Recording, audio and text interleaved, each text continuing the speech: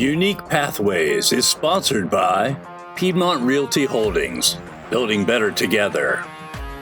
Bellaterra Landscaping and Hardscaping Services. ECS Prosthetics, we come to you. Jeff Burton Consulting, charting your path to a successful outcome. Major League Mindset, results on and off the field. Blue Sky Property Management, own your experience. BSN Sports, the heart of the game.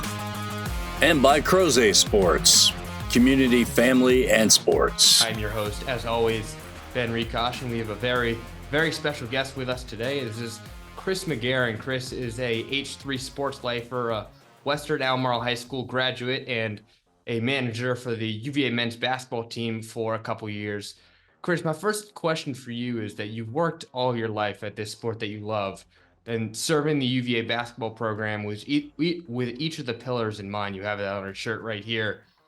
For years as a manager, and then finally earning the honor of dressing for 2 games, not to speak of senior night as well, which we'll get into a little bit later. So before we talk about your story and how you got there, I want to know kind of what that moment was like for you, hearing that you were going to be able to dress and potentially go in a game for the first time.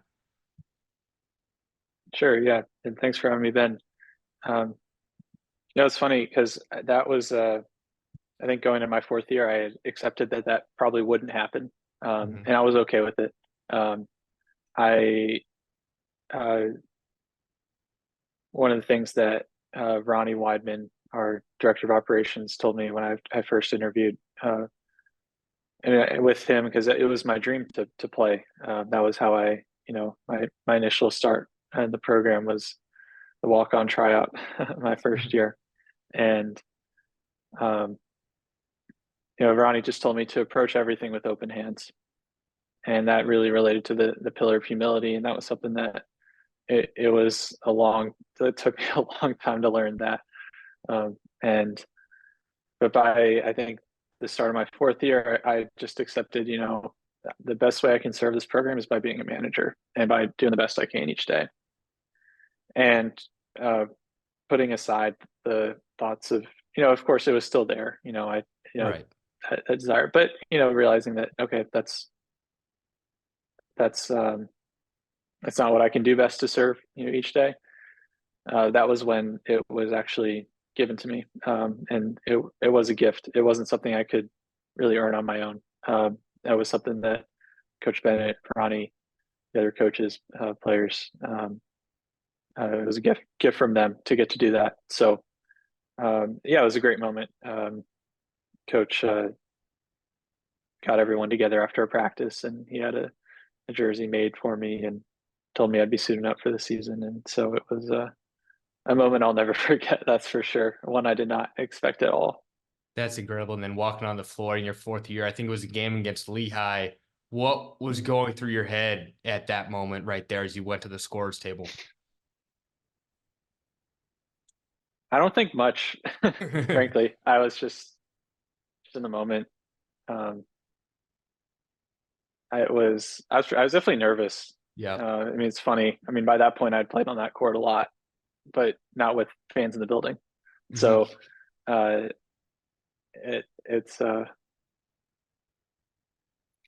think just going back and I don't know, I just trying to make the right plays when I'm out there and play, but there wasn't really time, I guess, to think about much else. I think it was more after that it started to sink in. In the moment it was just thinking, just being there. So what was it like afterwards? Was it showers in the locker room? Because that was also, I'll get into this a little bit later. That was also Tony Bennett's 300th win at UVA, that game that you were in. So what was kind of the feeling like after that one? Oh, it was great. It was a blessing to get to be a part of it in that way. And super happy for Coach Bennett that day to get that win. I think it's cool that Coach Bennett that he values managers the way he does. Yeah. And I think the shot that Grant hit against Marshall in it was the 2018 year when he hit that buzzer beater to score to make it 100 that we scored. I think that was Coach Bennett's. It was some milestone victory. I would have to go back and check, but it's cool to just be a part of, I'll say an H3 line, to be part of something bigger than myself in that moment. To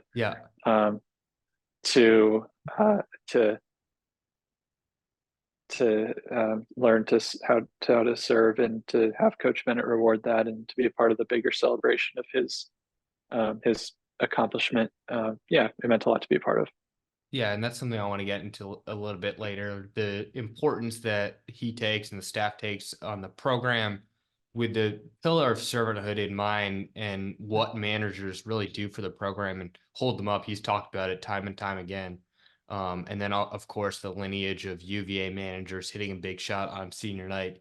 You got some minutes on senior night, so I'll talk about that a little bit later. Give you some more time to reminisce. But first, I want to talk about your senior season at Western Albemarle. I'm going to read off this resume here, which it's one of the more impressive ones that I've seen in a while.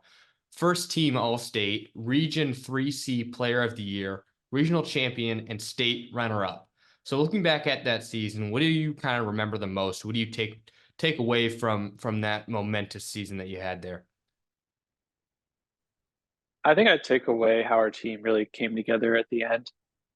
We had a tough loss to Albemarle in the district tournament that year, and at that moment I felt like, shoot, I feel like our season might be over in a week. Like I wasn't sure how it was going to play out, but we really, for that run in the playoffs, I think just were able to come together in a way that I didn't necessarily see coming. I think I knew we were capable of it. Yeah. And so it was a really fun season because so many people contributed. I think about Jed Strickland and Tommy Mangrum and Garrett Payne and Teo, some other guys. But everyone had a role. So it was kind of just, everyone do your part, and we're going to make it happen. And to be a part of something like that, we were able to make that run and get to the state championship it was a blessing, something I'll never forget for sure. But I think just the way that team kind of felt like a ragtag team somewhat, but we all came together and were able to have a good run. Yeah, I saw a video on Twitter the other day of a 3/4 court buzzer beater that you hit in the state semifinals. Do you remember that shot? I do, yeah. Yeah. What was the situation of that shot? What was your mindset? Kind of walk me through that.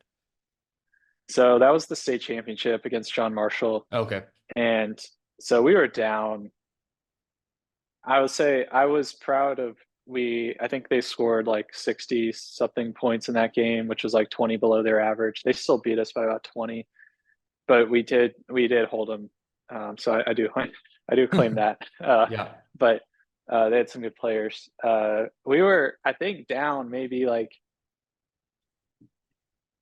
they were in control that game. Yeah. And I got the ball, and it was the end of the third quarter. So I don't know. I just let it rip and found a way home. So I think just but they didn't count it. They didn't have the benefit of instant replay. No, I think I just watched the bench. I was like, okay, how do we try to get back in this game? What's the thrill like of hitting a shot like a 1 in a million shot like that in a game, even though it doesn't count? What's the emotional high after that? Well, frankly, there really wasn't one, just because we were down, we were losing. So I think that was where my emotions were at. Yeah, I was just more like, oh, that went in. That's crazy. Yeah, and move on. Yeah, and then being part of Coach Maynard's program there at Western, I've spoken to a number of guys in that program. Obviously, produced number of high-level players in basketball and then in other sports as well. How special is it for you to be in such a prestigious program like he's built at Western? Yeah, it means a lot, and I think he's the best coach in the area. Mm-hmm.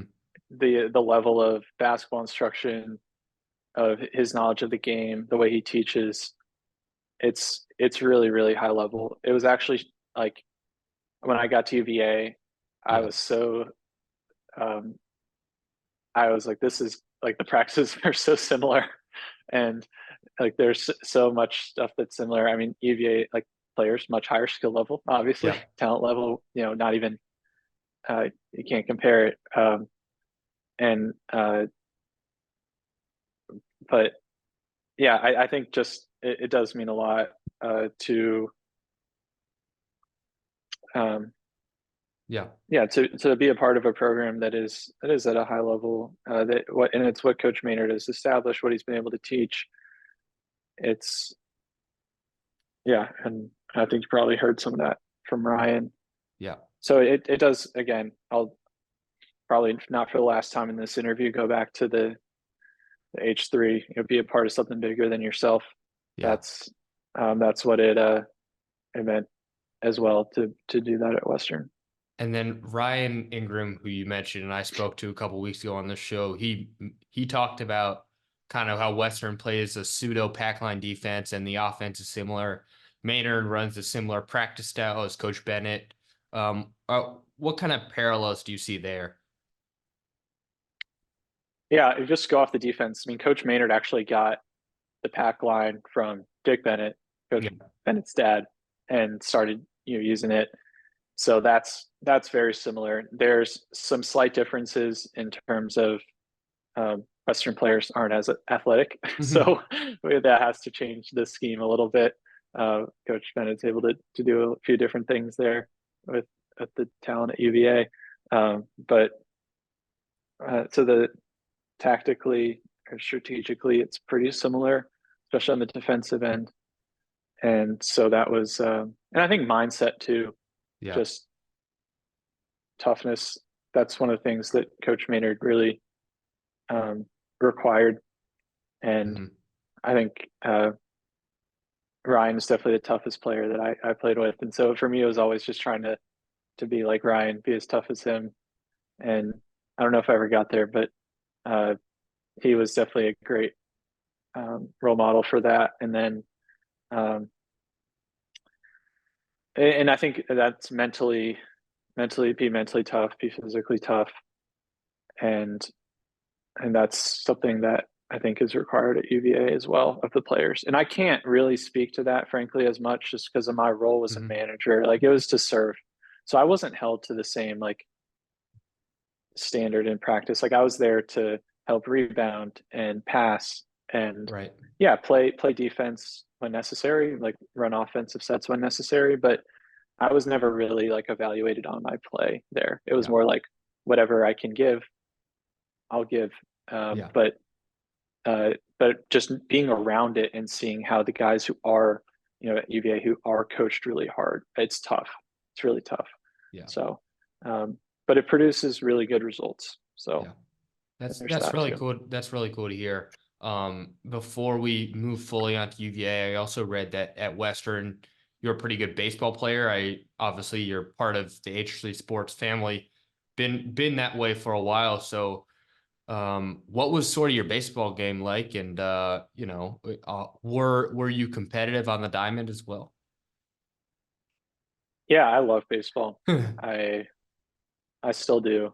It's not as easy to keep up with as basketball. Yeah. You can keep playing pickup, but yeah, I love baseball. I ended up playing third base at Western. Loved that.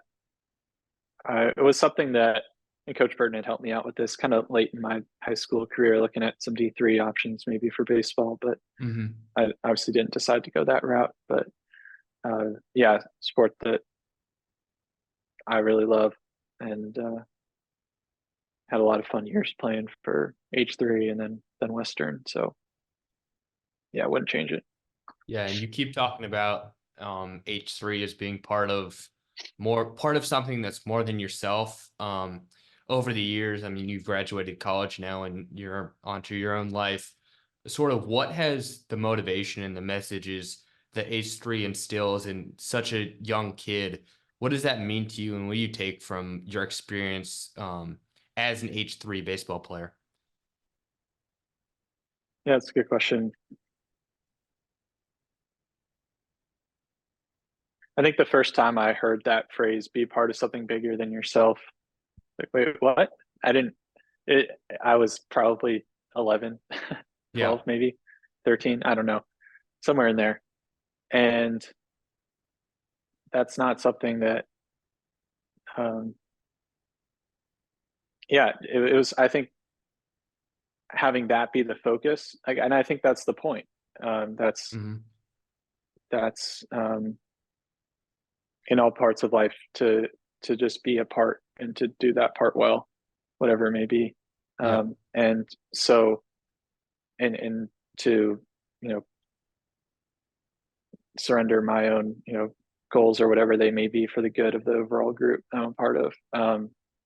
So yeah, I think like you said, at a very young age to have that reality and mindset be kind of put here and say like this is what it's about was super helpful because it's, you know, something I'm still learning and still think about now at work and for like a professional job.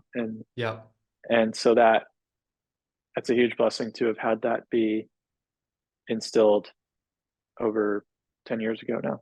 Yeah. And I don't know how much you were involved with this as a part of H3, but we can use it as sort of a bridge to being a manager at UVA. Mm-hmm. At H3, there were, baseball bunch and the baseball mentors, things like that. So kind of what does being a coach or a leader of something more than yourself sort of teach you about yourself and your game and your values and things like that? This is obviously something that we talk a lot about on this show. So I want to sort of know how it's impacted you in a different light than most people, being part of a manager of a super high level men's college basketball team. Sure.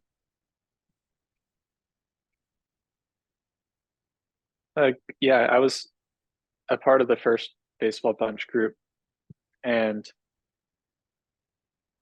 I think that we kind of touched on it just briefly, but to be a part of something where, okay, this is not about me. Like this is about Mhm. someone else. Like we've got a group of younger players coming in here, and it's about helping them get better. I think to have that shift away from focusing on myself to focusing on, um, you know, focusing on someone else, focusing on something bigger. The same thing with being a manager. Mhm. I think being at Western, um, it was, you know, being a player, there's definitely the temptation to think about, oh, like, how am I doing? How many points am I scoring? You know, Yep. whatever it may be. And then being a manager, it's, there's no points per game. There's no stats. No one knows who you are. And although, you know, it's, you know, of course, been a blessing that coaches decided to, you know, give managers, you know, that chance to get on the court, do all those things. But for the most part, and I think that's the other thing, there are so many managers who have done what I did, who've done a lot more than what I did, who don't like, who never got that chance on the court, who Mm. never like got to have a Yeah. jersey. So I definitely um that's something I think about too, because it's, yeah, not something that I deserved, but to say that, yeah, to then be a manager and be a part of a group of people who are all, we are for, you know, we're for the players, we're for the coaches, we're here to serve, that's why we're here. It's a very um, different role than I think a lot of other, whether it's a job or any other group to be a part of in college. So I'm very grateful to have been a part of it because it definitely changed my life for sure. Yeah, that's a really intelligent answer, and I want to go a little bit here. You mentioned it briefly, but you had some opportunities to play lower level collegiate basketball and maybe some collegiate baseball as well. You had a chance to be a true starter on any number of these teams, but you decided to walk on. And being a manager at UVA, you would obviously have a slight chance at playing time. You're serving something greater than yourself while still getting a prestigious elite education. So why did you make that decision to, not, I'd say, be a 30-point per game scorer at some D3 school and, contribute to a basketball team in more unseen ways? It's where my heart was. That's what I realized, that I wanted to be at UVA. I wanted to be a part of that program that I'd watched growing up. Mm-hmm. And I knew that if I went to UVA and I gave it my best shot at being a part of the basketball program and it didn't work out, that I was going to be at a great school, in the school that I want to be at. Yeah. And so I decided to go for it. It's where I felt the most peace about going. So when you get into UVA and you start the summer or the fall semester, what's the process look like for walking onto the team or applying to be a manager? You touched on it a little bit earlier, but what's that kind of look like for you? My path was the walk-on tryout. So Okay. that was something I had reached out to Ronnie about once I decided to go to UVA in the spring. Then I trained for it the summer.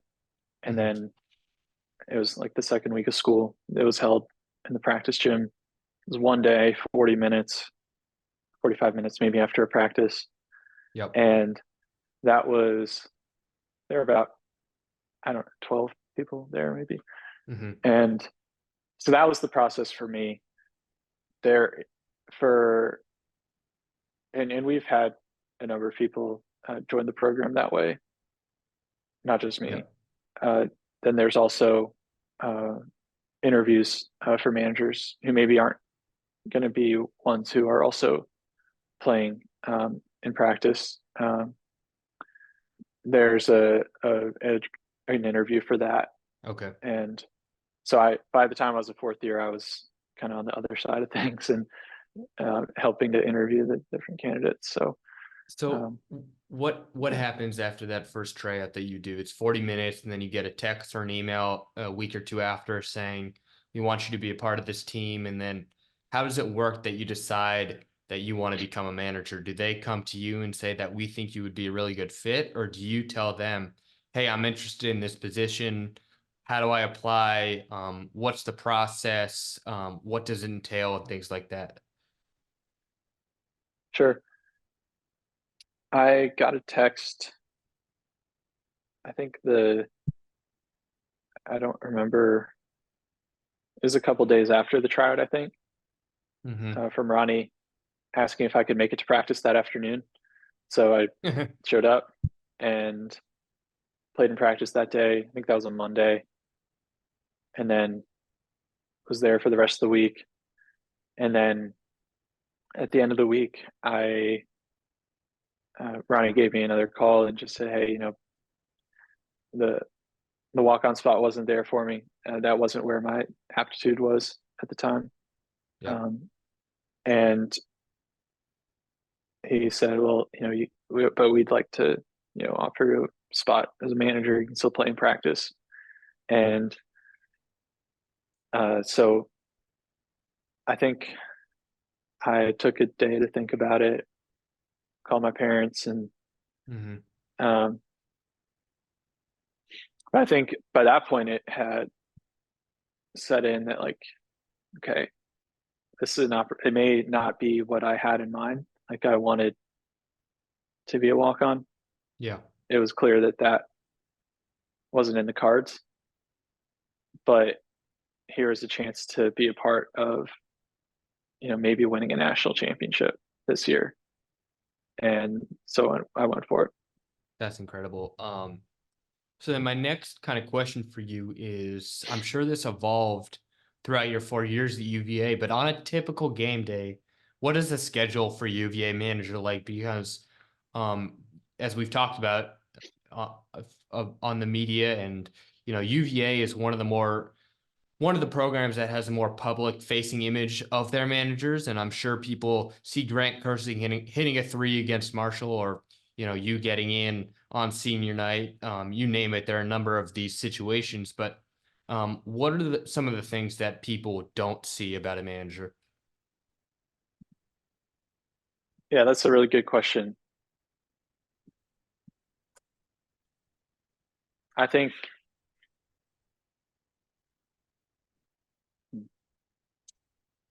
well, to answer the first part of the question on game day, it's several hours beforehand. Uh-huh. And even before the managers are getting to the arena, they're already working in that, so they're delivering food to players potentially, like at the players' apartments, and making sure that their needs are taken care of, so they can get ready for the game. And then once we arrive at the arena, it's setting up the opposing locker room too, to make sure they've Okay. got their Gatorade, their water, their towels, everything they need. And then being here in our on our side of things to make sure we're there early to start rebounding for players, to let's see, set up the bench. That's another one. Yep. Because that's everything, like when the ball's thrown in the air, like coaches got to have their clipboards. They got to have. That is another thing. Got to like double checking the pens, the markers, to make sure that like when Coach Bennett sits down at the timeout at the critical juncture of the game, that he doesn't start writing on the board and be like, "Why isn't this pen working?" Like that was like the manager's like worst nightmare that would happen. So we're always double checking the whiteboard pens. And then making sure too that the towels, like chairs, are set up there, water bottles filled up out there. And then I think and then too, like there could be like there are managers who are going to do film that day, so they're prepping for that video, and if there are recruits in town, managers might be helping with that. Then really just like the unexpected, I guess it's the kind of thing where you just have to be ready to do whatever's needed, and so those are some things. And then after a game, are you at JPJ for 5 hours after the game ends, after the buzzer sounds, just doing every little task imaginable? Because forgive me for this misconception, but I think that most fans kind of see a manager as someone that helps out with the laundry after the game and rebounds for the players from time to time, and that's really it. So what goes on really behind the scenes at all times of the day on a game day? Sure. After the game, it's kind of everything that I said earlier, but just in reverse, I Yeah. guess. So making sure we clean up everything that we had set up earlier, making sure the post game food gets delivered on time and everyone gets what they need. And then, yeah, if any other players want to go and shoot extra after a game, rebound for Yep. them. And then I guess one thing that maybe a lot of people wouldn't see is all the video work. And frankly, that wasn't something that I ever did a lot of. So I'm not the best person to talk with on that, but there are a lot of managers who did a lot of video work to cut up clips for Coach Bennett to watch later, to for any other assistant coaches too who might Yep. need them. So that's a big task. And again, that wasn't my specialty, so I can't necessarily speak to the nitty gritty of that, but I know that's hours of work that Yeah. a lot of people would have to do after a Did you game as have well. did you have kind of a managerial task that you zeroed in on every day, or did you have a specialty that, when they know this is what's up, it's time to call Chris or something? I think we all just kind of hopped in and did what was needed, and Yeah. there would be, I guess one that comes to mind is, and I think it's gotten like maybe some press, so to speak, lately. It's like taping the pack line on the floor Yeah. uh, at practice. that was something that got handed down through the manager generations. Ben Buell Yeah. did it my first year. Matt Palumbo took it over, and then I learned from Matt. So I think taping the pack line, and then Jackson Selby did a great job after me. So I think taping the pack line on the floor for practice, I think that if I had a specialty in terms of the manager task, maybe that would be it. And Yeah. we all had different things, like I mentioned. It takes everybody. I Yeah. think that was something I realized my fourth year is that, we need each person, we need each person's skills, gifts, talents to on the manager team to make this work. Cool. So I guess kind of what I want to ask you next is sort of about, as you were saying, the importance of defense in practice. You were talking about sort of building that pack line up. Rumors are that UVA practices defense for 80% of the time that they're in practice. Is that accurate? So the UVA practices, I think there certainly is an emphasis on defense. At the same time, I think you like there's no one to if you're practicing defense, then you're also like practicing offense, I guess. And Yeah. it's like live scenario. I have, a group playing defense of the players, but then you've also got, the guy working on offensive game. Yeah. So I think, yeah, there will always be the emphasis on defense, but I think they do a great job of making sure that it's the game is kind of built up from like doing one-on-one drills to then 2-on-2, 3-on-3, 4-on-4, then 5-on-5, and like making sure that all the little pieces are going to work together well, and Yeah. then working into like live scenarios where it's like, okay, the starters have to get 5 um how to like score stop games. So like make sure you got to string together a score and a stop. So it's Okay. both and. It's like, not just, yeah, you got to get the stop, and then you got to like go down and score too. And so in order for it to count. And so yeah, I mean, I think it starts on defense, and at the same time, there's definitely an emphasis on like making sure we get to the other end and take care of business there. Yeah. So as I told you, I'm a huge fan of the 2019 national championship team. I could talk for hours about this team. I'll just ask you about two specific moments though. Okay. So first of all, during the Gardner-Webb game, UVA was down 15 at halftime. Everyone knew the obvious implications of what happened the previous year. And so as the story goes, Coach Wilford gave an incredibly impassioned speech at halftime. Is that right? So I actually wasn't there. Okay. I as a first year manager, I didn't get to travel with the team for that. So I can't speak to what happened in the locker room there. It's my side of the story. I was watching the game, at on grounds, and I think there was I could feel the tide starting to turn, frankly, by the end of the first half, and I think um, there was one like long timeout in that first half, and Yeah. things started to. And I remember thinking like, yeah, I think now it's like this is a good break, and things started to turn around after that. And so I don't know exactly what transpired in the locker room, but I from where I sat, it was scary first few minutes, but Yeah. I did start to feel better about it by the end of the first half. So I'll flip that question for you. As a manager, you're back on grounds, and I assume you're watching with all your buddies. They all know that you're kind of part of the team. You're one of the guys. Is that weird for you, just being there and having that kind of that identity? That's I wouldn't say different than everybody, but everybody knows that you're a manager on this team that's right now in the first round of March Madness. That's a good question. It was different. I think going from being a fan to then being a part of the program, and it definitely changed my relationship with it. it kind of, because, yeah, so I think it was,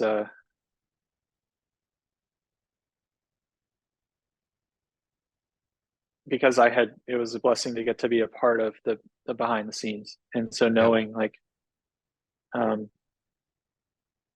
knowing what goes into every made shot or even every missed shot, and all the work that went in that, okay, in that possession it didn't work out, then there's a sense of disappointment there for sure.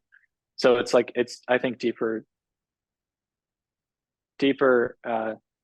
maybe sadness when it doesn't work out, but then greater joy when it does, Yeah. knowing like kind of all that goes into it.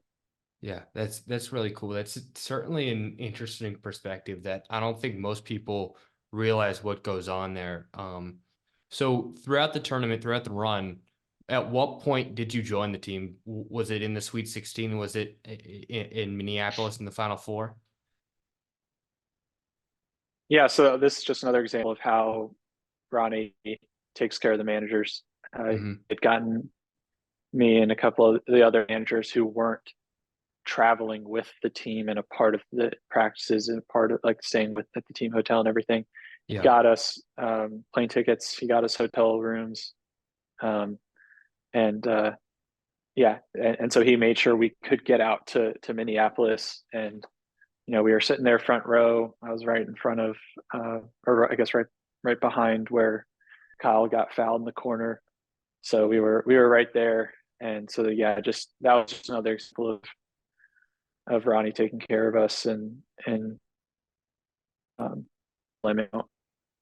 Yeah. There's these So tournaments. There's a limit on the travel party. yeah, I was going to ask you about that Kyle guy foul. You said you were sitting right behind him in that play. What were you thinking as clock kind of did expire, but apparently it was not apparent in the moment. But then after, review, he was fouled there on that free. So what was kind of going through your head and the emotions there behind the bench? Yeah, so I was right. I was the ref that called it was right in front. So I knew it wasn't over, even though everybody thought it was. Yeah. And so it was a pretty just unbelievable moment. There are people celebrating. Obviously, the Auburn students all rushed uh, their corner, and a lot of people in the arena thought, probably a lot of Auburn fans didn't know that like the foul was called for doing it. So yeah, really unbelievable. One of the craziest moments Yeah. in college basketball history, I think. So again, just really grateful to have a seat and Yeah. get to see it. That's super cool. And then the last moment I want to ask you about on this tournament run is the couple of days later in Minneapolis, UVA against Texas Tech, 85-77. DeAndre Hunter throws up that ball. Clocks hit triple zeros. The buzzer sounds. UVA wins the national championships. What was going through your mind? Because I watched the video. You were one of the first to run on the court, if I saw that correctly. I might have misread it, but kind of what were your opportunities there and just being a part of that team? So I actually wasn't on the court. I that might have Must been have been someone else. something. Yeah. Yeah, I was in the stands, which again, it was, for maybe another program that it wouldn't have given a first year manager a ticket to that Yeah. game, and there someone another program's director of operations might have said, "Oh, I've got enough on my plate. Like, Yeah. I'm not going to figure out how to get a few first year managers out there." But that's not UVA. That's not Ronnie. And Ronnie made it happen. So yeah, just to be there in that moment was just incredibly special, and to again, I think be a part of something bigger than myself and know that that um, just to be a part of that joy, that celebration was, yeah, something I'll never forget. Were you able to go on the court or back in the locker room at all and celebrate with the guys, or you were just hanging out around in the stands in the city? Yeah, so I was actually in the stands, and then went back to the hotel. Um, and that was, I think I will say this, that one of the harder moments actually, knowing that like I couldn't like be there. Yeah. But the thing was, there are so many people who have done so much more than I had who didn't get to be a part of it either. Yeah. Like I remember being there with, um, I was in the stands with a manager who had graduated like just like a year or two before. Like he was either Mhm. like graduated the UMBC or the year before that. Like that, like, here's someone who'd put in like 4 incredible years of work into the program as a manager, and and he deserved to be there. And and but like there was a limit. Like I remember actually going up to the guards and saying, "Hey, like I'm a manager, like on the team. Can I go to the?" And they're like, "No, you can't. Like you have to have this ticket. You have to have this Mhm. pass." And I remember being there with a couple other managers, and they're not going to let you. But and they were right. And I think that I it was so in that moment of like really celebrating too. There was that um, wanting still to like kind of Yeah. be there, and that happened later, I think. But that was yeah, that wasn't something I was a part of. But later, I think the celebration, like going back to the hotel, and I think I was tired, and I think I remember realizing too, like, gosh, everybody's gonna want a piece of them. Like after they won, Yeah. they're the celebrity only grew. So I think just again trying to be there to do my part, whatever that might be, and just try to embrace the joy of being a team that accomplished great was what I tried to hold on to. That that's certainly really cool, and definitely definitely an interesting perspective about how you weren't necessarily, I mean, yeah, it's certainly the speaks to the amount of measures, I guess, that security is there and at such a high profile venue, but it shows the amount of selflessness and the humility that you have, and the other managers as well, in what your role is to this team, and at the different levels that you contributed. So certainly appreciative of you sharing your story there. I wanted to kind of fast forward a little bit here, and this is something that we've talked a lot about on the show, in that COVID is not unique in your journey or my journey, or in the fact that everyone in the world has experienced it, but it's unique in the idea that it's impacted every single person differently. So, as a student athlete, student manager, how did the pandemic affect you? I think I mentioned everyone is impacted by it, and I think it made um, things harder for people in general. I Hmm. think our basketball year was no exception. Just your protocol around tested, and had some games throughout the season, and it it was definitely a um, yeah. I mean, I think the things that normally are a source of joy and celebration didn't get to be there. Yeah. Like the first game when all the fans filled the arena, that wasn't there. Um, so it was a difficult year, Yeah. but one that you know we had a good team. We I think just it was kind of thing where you accept that there are a lot of things outside of your control, so you just have to come to work each day and try to control what you can control, and just do the best you can with it. So, as a manager during that off season, in I mean, I remember where I was during that time in March 13th of 2020. What was the process for the team? Did you just say everybody go home and, do your thing, or as a manager, did you have to stay there and, man JPJ, make sure everything was still in tip top shape? What was kind of that rest of that year like for you?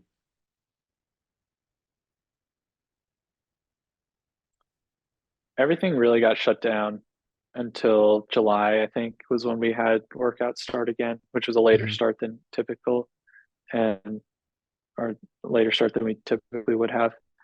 And then we started, and I remember we had to wear gloves and make sure I had all the tests, and so it was, and um, and we had to stay, like we couldn't have everybody in all at one time for a little while. Yeah. And so like there were just these different shifts of practices, and so those were definitely long days as a manager, because we would essentially do like, it would be 2 or 3 practices instead of one, just because we Yeah. couldn't have all the players in at the same time. And as managers too, like I remember took some shifts where, we'd have some for this one, some for the next one. So it made things more complicated, and definitely it was just, an extra, job, I guess. At the time, there was a layer of precautions and protocol that had to be added on top of that. And for us, that, was no exception. So we did what we needed to do. And on kind of the same notion, I wanted to ask about the 2021 ACC tournament. It was super, super weird. No fans. Reese Beekman obviously hit that buzzer beater against Syracuse, and then the rest of the games for UVA were canceled because of positive COVID test. So kind of, if you can, describe the chaos that was that week or two right there in March of 2021. Yeah, so I didn't travel with the team on that too, because it was only the 4th-year managers who got to go to that one. And so, but I remember the practices leading up to that and after. Yeah, I mean, I think it was just, again, there were things out of our control. So it was just, okay, whatever time we have, we'll do the best we can with it. And that's all we can do.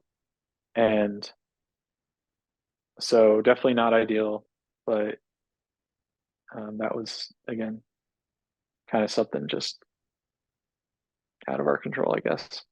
Yeah, for sure. But great shot by Reese, right? I mean, yeah, that was awesome. super exciting. I don't mean to be too much of a Debbie Downer about it, but yeah, no, it was fun. Obviously that was his first of many, getting that. And so yeah, that was, that game was fun. And then, did you travel to the game that he hit the buzzer beater against Duke? Yeah, so I was suited up for that one, which definitely one of my favorite memories. Yeah, from that's my time there.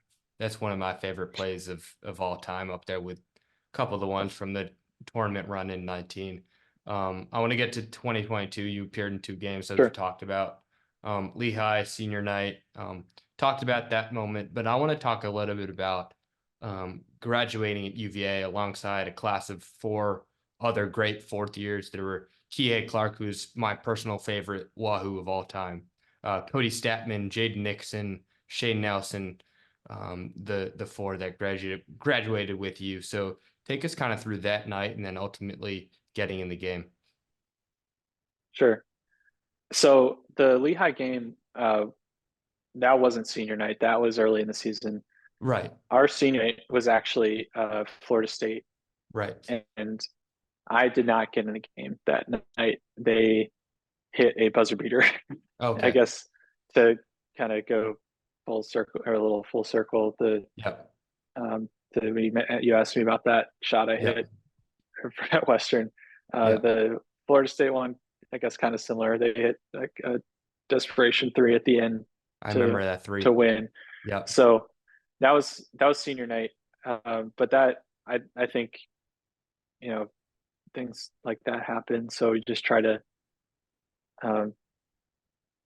obviously it's a disappointment. You got to process that, but then, like you said, be appreciative of the time and the great players that I got to work with. And I think one of the things that means the most to me is that, especially like with the managers, we're all still in touch, Jane's Yeah. a great friend of mine. And so and then, yeah, like the players that, got to know, um, and Kihei's career being one that, of course, will go down in UVA history as one of the best. So, to be, again, a part of that, super special. Very blessed Yeah. to have been there for the times that I was. Yeah, and then sort of one of the hidden gems of college basketball recently. It's gotten a little bit of publicity, but I don't think everyone knows about it. Is the manager games. UVA always has a competitive team in the manager game. So for those who don't know, what is the manager games?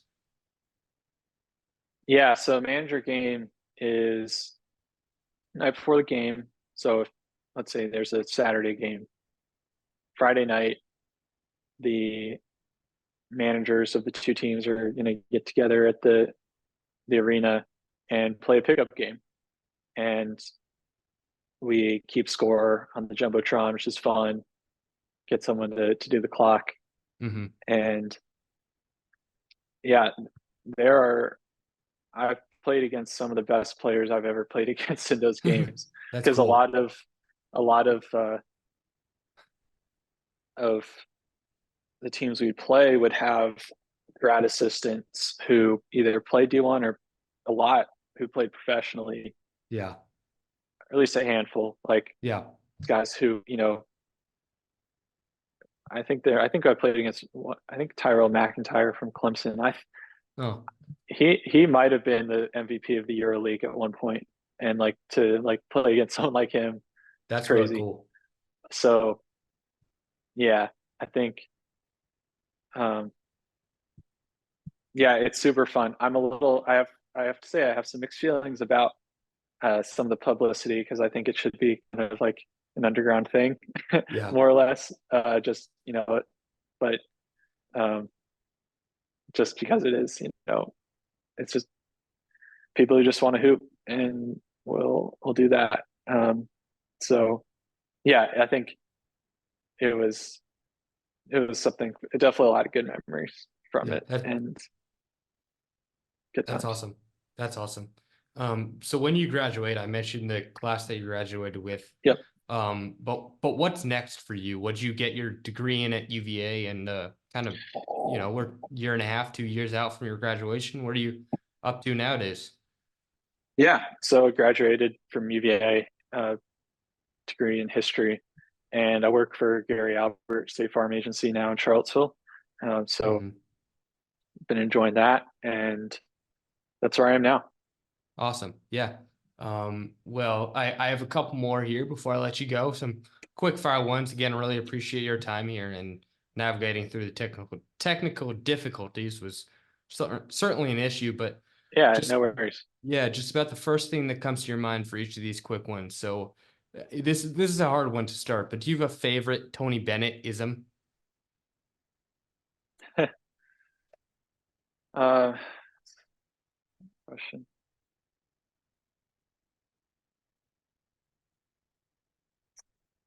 Hmm. Obviously, the five pillars are high So up there for anyone. Yeah. right. Um, Gosh. If you don't have a favorite, you can just Yeah, say one that you really like and one that sure. kind of Yeah, sticks with it's you. probably better. Um, I don't know. I think just keep knocking. Like that's Yeah. we have the door knocker. That's another manager task on the road to make sure that we get the door knocker in place. Um, yeah, I think just that, practicing that resiliency, being steadfast, keep knocking, and the door shall be opened when it's time. Yeah. So This is I kind of a think side that's note. Oh, sorry to cut you off. This is kind of a no good.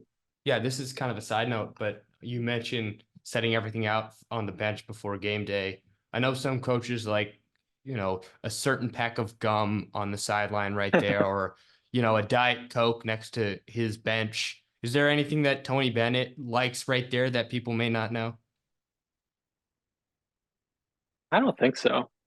I think really with coach, what you see is what you get. So he's he's the same person really. If he's in the middle of a game, or if he's giving an interview, or if he's a place where there aren't any cameras. And that's why I love him. That's why I wanted to work for him. So get to learn from something like that. Awesome. My next quick one for you. What's your go-to Bodo's order? Everything bagel with 1 or 2 eggs, depending on how hungry I am, bacon and cheddar, and That's coffee. Awesome. Great. You obviously stick out with your red hair. People have given you red hair nicknames all the time. Is there an actor that you want to play yourself in a movie? If they made a movie about any part of you or your life or whatever it may be, is there an actor you'd cast to play Chris? I'm a big fan of the documentary series Band of Brothers. So the main characters has red hair in that. So I'll go with him. I like it. Do you have a favorite player growing up? Maybe a player that you modeled your game after, something like that? Good question. I think Joe Harris. He's one of my favorites growing up from UVA. Yeah. Just his ability to shoot, play defense, and that. Yeah. Team player. Yeah. One of the greats. What's the best away stadium to play in the Jefferson district? What's your favorite? Oh. I think I'll go with your the CHS that's always play over there. Yeah, definitely. It's a great environment. I mean, I'm fun. biased, but it's a great environment over there. And then flipping the question also, the best away ACC arena that you went to.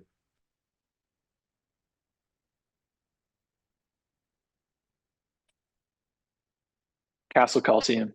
It gets loud in there, and it's I really loved those rivalry games. That was a lot of fun. Yeah, that's really cool. So then my last question for you, my final question, once again, really appreciate your time. This is a question that I ask every single person that comes on the show. And it's what is one great piece of advice that someone has given you? It can be about anything. It can be about basketball, it can be about living in Charlottesville, it can be about life after college, anything you want. What is one great piece of advice that someone has given you and you would like to share with the world? I'll go back to what Ronnie told me when I first expressed interest in being a part of the program, which was just to approach it with open hands. Mm-hmm. And so I think that's from his example, what I try how I try to live. The Lord will give and take away, but to just have that disposition of having open hands is I think the best way to be. So that's what Ronnie helped what he told me, and it stuck with me. Sure that's really cool. And Chris McGahren, I really appreciate you sharing your story as a Western Albemarle basketball standout to now a UVA basketball manager and a graduate, staying close in Charlottesville and working up. This is kind of the embodiment of what we're trying to message and motivate here on this show of Unique Pathways. Certainly yours fits that bill. So once again, really, really appreciate you taking some time to share your story here. For everyone listening, I'm, as always, your host, Ben Rekosh, and thanks as always to our guest. Keep on the lookout for new episodes of Unique Pathways presented by H3 Sports. Like, subscribe, comment, and share on all of your favorite podcast platforms, plus YouTube as well. So as always, thank you so much to Chris, and thank you for listening, Chris. Really appreciate it here. Thanks, man. Unique Pathways is sponsored by Piedmont Realty Holdings, building better together. Bellaterra Landscaping and Hardscaping Services. ECS Prosthetics, we come to you. Jeff Burton Consulting, charting your path to a successful outcome. Major League Mindset, results on and off the field. Blue Sky Property Management, own your experience. BS HSN Sports, the heart of the game. And by Crozet Sports, community, family, and sports.